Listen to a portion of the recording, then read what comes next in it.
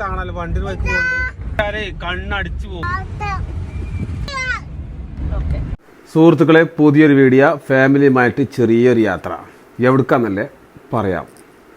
ഇത് കോഴിക്കോടിലെ പ്രധാനപ്പെട്ട ഒരു മാർക്കറ്റാണ് മിഠായി തെരുവ്. കാരണം ഇവിടെ വന്നാൽ ഡ്രസ്സിനൊക്കെ വളരെ വിലക്കുറവാണ്. അതുപോലെ ഫുഡോ വെള്ളമോ എന്തോ കഴിക്കണമെങ്കിൽ വളരെ എക്സ്പെൻസീവുമാണ്. അപ്പോൾ ഫുഡ് അങ്ങനത്തെ സാധനങ്ങളൊക്കെ വീട്ടിൽ നിന്ന് കൊണ്ടുവരായിരിക്കും നല്ലത്. അടുത്തത് കയറാൻ പോകുന്നത് ജങ്കാർ ഫോർട്ടിലേക്കാണ്. ഇവിടെ വന്നാൽ ഒരാൾക്ക് 100 രൂപ അരമണിക്കൂർ യാത്ര. അപ്പം ഞങ്ങൾ 3 ആളുണ്ട്. അപ്പോൾ 3 ആൾക്ക് 300 രൂപ അരമണിക്കൂർ നല്ല അടിപൊളി ഉല്ലാസ യാത്ര. ഒരു ആലപ്പുഴ സ്റ്റൈലിലൊരു സംഭവമാണ് ഇവിടെ വന്നോളി. കാരണം അത്രയും എന്താ പറയുക, ഒരു ഫീലാണ് ഇവിടെ.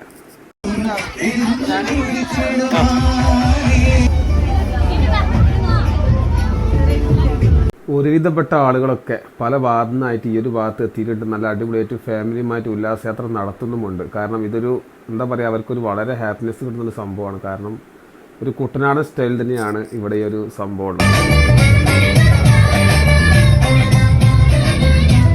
പെർ ഹെഡിന് 100 രൂപ വെച്ചാണ് ഇവർ ഈടാക്കുന്നത്. കുട്ടികൾക്ക് തികച്ചും ഫ്രീ ആണ് യാത്ര. 1 മുതൽ 5 വയസ്സുള്ള കുട്ടികൾക്ക് ടിക്കറ്റ് എടുക്കുകയേ വേണ്ട. കുട്ടികളെ സംബന്ധിച്ചിടത്തോളം ഇത് നല്ലൊരു അവർക്കൊരു കൗതുകമുള്ളൊരു സംഭവമാണ് ഇത്.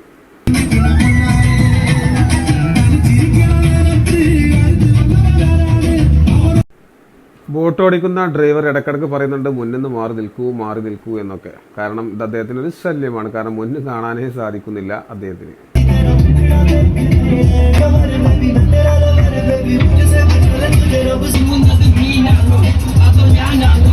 ഞങ്ങളുടെ അരമണിക്കൂർ തീർന്നു എന്ന് തന്നെ പറയാം. ഇനി നമ്മുടെ കാറ് ജങ്കാർ ഫോർട്ടിൽ കയറിയിട്ട് നമുക്ക് ചാലിയം ബീച്ചിലേക്ക് പോകണം. ചാലിയം ബീച്ചിലേക്ക് പോകുമ്പോൾ ഒരു വണ്ടിക്ക് യാത്രക്കാർക്ക് 60 രൂപയാണ് ഈടാക്കുന്നത്. അല്ലാത്ത പക്ഷം ആൾ വെച്ച് പോവുകയാണെങ്കിൽ ഒരാൾക്ക് 20 രൂപയാണ് ഈടാക്കുന്നത്. ഈ കാര്യങ്ങളൊക്കെ എല്ലാവർക്കും അറിയുന്ന കാര്യങ്ങളാണ്. എന്നാലും അറിയാത്തവർക്ക് വേണ്ടിയിട്ട് പറയുകയാണ്. കാരണം ചാലിയം ബീച്ചിൽ വന്നുള്ള കാഴ്ച അടിപൊളിയാണ്. ഇവിടുത്തെ കാര്യങ്ങളൊക്കെ അത്രയും ഇതിലാണ് സെറ്റ് ചെയ്ത് വെച്ചിട്ടുള്ളത്. അതുപോലെ കുട്ടികൾക്ക് സെറ്റപ്പായിട്ട് തന്നെ സേഫ്റ്റി ആയിട്ട് ബീച്ചിലേക്ക് ഇറങ്ങാനും ഒക്കെ ഒരു പറ്റിയൊരു സ്പോട്ടും കൂടിയാണ് ഈ ഒരു ചാലിയം ബീച്ച്. ഇവിടെ ദിനം പ്രതി ഒരുപാട് ആളുകളാണ് പല ഭാഗത്തുനിന്നായിട്ട് ഇവിടെ എത്തിപ്പെടുന്നത്. അത്രയും നല്ലപ്പെടുത്ത ഒരു കാഴ്ച അതിമനോഹരമാണ്. ഇവിടെ ഏകദേശം വരുന്ന സമയത്ത് ഒരു സൺസെറ്റ് സമയത്തൊക്കെ വരികയാണെങ്കിൽ ഒന്നുകൂടി ഉഷാറായിരിക്കും. ഞങ്ങൾ ഏകദേശം 4 മണിക്കാണ് ഈ ഒരു സ്പോട്ടിലേക്ക് എത്തിയിട്ടുള്ളത്. ഈ യാത്ര ഞാൻ കുട്ടികൾക്ക് വേണ്ടിയിട്ട് പോകുന്നതാണ്. അതുപോലെ അത് അവർ പരമാവധി യൂട്ടിലൈസ് ചെയ്യുന്നുമുണ്ട്. അവർ പരമാവധി എൻജോയ് ചെയ്യുന്നുണ്ട്. അതുപോലെ ഇടയ്ക്കിടയ്ക്ക് തിരമാലയുടെ ശക്തമായ വരവ് വരുമ്പോൾ നമുക്കൊന്ന് പേടിയുമാകും. കാരണം അവർ കൈ പിടിച്ച് നമ്മൾ അപ്പയും അടുത്ത് വേണം. നിങ്ങളൊക്കെ വെറുതെ നിൽക്കുന്ന സമയത്ത് ഇതുപോലുള്ള സ്ഥലങ്ങളിലൊക്കെ വന്നിട്ട് പരമാവധി എൻജോയ് ചെയ്യണം. കാരണം വളരെ എക്സ്പെൻസ് കുറവാണ്. നമ്മുടെ ഈ ഒരു കോഴിക്കോട് ഭാഗത്തേക്ക് വരുമ്പോൾ ആളുകളും കോഴിക്കോട് വരുമ്പോൾ പരമാവധി കോഴിക്കോട് ബീച്ചാണ് ഉപയോഗിക്കാറ്.